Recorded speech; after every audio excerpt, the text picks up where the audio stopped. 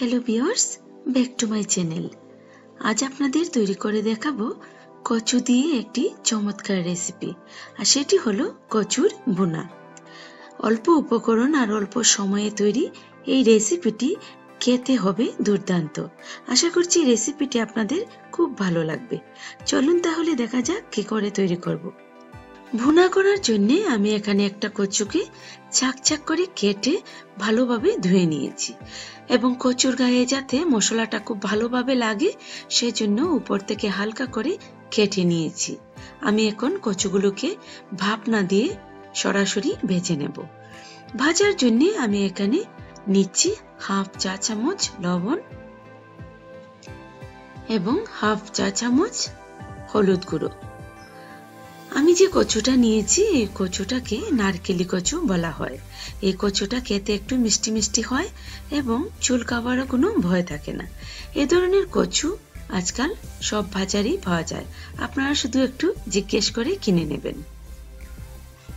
তাছাড়া এই রেসিপিটা রান্না করার সময় কিছু টিপস ফলো করে রান্না করলে যে কোনো ধরনের কচু দিয়ে রান্না করতে পারেন, এতে কোনো চুলকাবার ভয় থাকবে না। আমি এখন কচুগুলোকে ভেজে নেওয়ার জন্য একটা প্যান চুলায় বসিয়ে হাফ কাপ পরিমাণ সরিষার তেল দিয়ে দিলাম।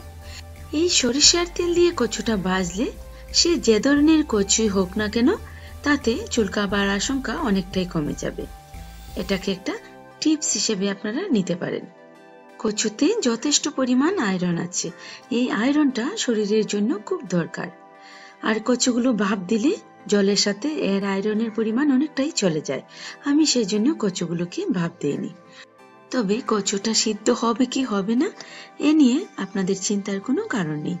ভাজার সময় কচুটা এমনিতেই অনেকটা সিদ্ধ হয়ে যাবে, বাকিটা রান্না করতে করতে হয়ে যাবে। আমি কচুটাকে 2 মিনিটের জন্য ঢেকে দিয়েছিলাম। ঢাকনাটা এখন তুলে নিচ্ছি। ঢাকনাটা তুলে কচুগুলোকে উল্টে দিচ্ছি। কচুগুলো অনেকটাই সিদ্ধ হয়ে গেছে, এর থেকে বেশি আর ভাজতে হবে না। আমি এখন তেল থেকে তুলে নিলাম। সবগুলোকে এভাবেই ভেজে নেব। কচু ভাজার পর যে তেলটা অবশিষ্ট থেকে গেছে এই তেলে আমি বাকি রান্নাটা করে নিচ্ছি। আমি এখন এই তেলে দিয়ে দিলাম হাফ কাপ পরিমাণ পেঁয়াজ কুচি। পেঁয়াজটাকে একটু হালকা করে ভেজে নিচ্ছি।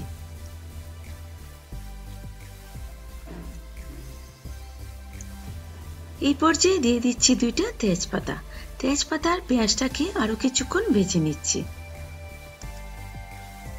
পুরোপুরি ভাজা হয়ে গেছে। এখন আমি দিয়ে দিচ্ছি হাফ কাপ পরিমাণ পেঁয়াজ বাটা। দিচ্ছি 3 টেবিল চামচ পরিমাণ রসুন বাটা। এই রেসিপিতে রসুনটা যদি ঠিক পরিমাণে থাকে তাহলে কচুগুলো ভাপ না দিলেও গলায় চুলকাবার কোনো ভয় থাকবে না। তাছাড়া পুষ্টিগুণটাও বেঁচে যাবে। আমি রসুন পেঁয়াজটাকে একটু ভেজে নিলাম যাতে কাঁচা গন্ধটা দূর হয়ে যায়।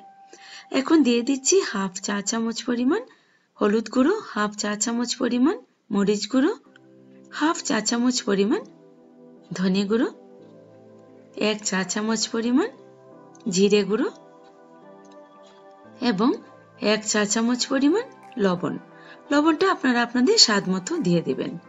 আমি এখন একটু জল দিয়ে মশলাটাকে কষিয়ে নিচ্ছি।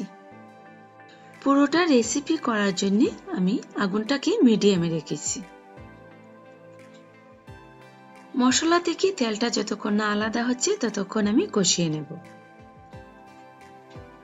মশলাটা কষানো হয়ে গেছে। এখন দিয়ে দিচ্ছি 1.5 কাপ পরিমাণ জল। আমি এখানে চায়ের কাপে 1.5 কাপ পরিমাণ জল দিয়েছি। জলের সাথে মশলাটাকে ভালোভাবে মিশিয়ে নিচ্ছি। এই পর্যায়ে দিয়ে দিচ্ছি 4টা কাঁচামরিচ। কাঁচামরিচগুলোর মুখটা একটু কেটে দিয়েছি যাতে করে ফ্লেভারটা খুব ভালোভাবে বের হয়। গ্রেভিটা যখন ফুটতে শুরু করেছে তখন দিয়ে দিচ্ছি ভেজে রাখা কচুগুলো। ভাজার সময় কচুগুলো 30% মতো সিদ্ধ হয়েছে। এখন 70% সিদ্ধ হওয়ার জন্য আমি 5 মিনিট সময় নিয়ে ঢেকে রেখে দেব। 5 মিনিটের জন্য ঢেকে দিয়ে দিচ্ছি।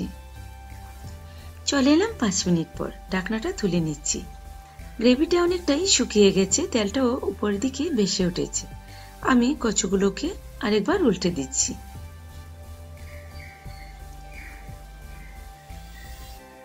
গ্রেভিটা আর শুকাবো না, আগুনটা এখন আমি নিভিয়ে নিচ্ছি। বেশ, তৈরি হয়ে গেল কচুর ভুনা। ভিউয়ার্স, আমার রেসিপিটি যদি আপনাদের ভালো লেগে থাকে তাহলে ফ্রেন্ড ও রিলেটিভদের সাথে শেয়ার করে নেবেন। আর যারা আমার চ্যানেলে নতুন ফ্রেন্ড আছেন তারা আমার চ্যানেলটিকে প্লিজ সাবস্ক্রাইব করে নেবেন এবং পাশে থাকা বেল আইকনটিতেও প্রেস করে রাখবেন, যাতে করে আমার রান্নার ভিডিওগুলো যখনই আপলোড করব তখন এর নোটিফিকেশন যেন আপনাদের কাছে সাথে সাথে পৌঁছে যায়। আজ তাহলে বিদায় নিচ্ছি, আবার দেখা হচ্ছে অন্য কোনো রেসিপি নিয়ে। সে পর্যন্ত সবাই খুব ভালো থাকবেন।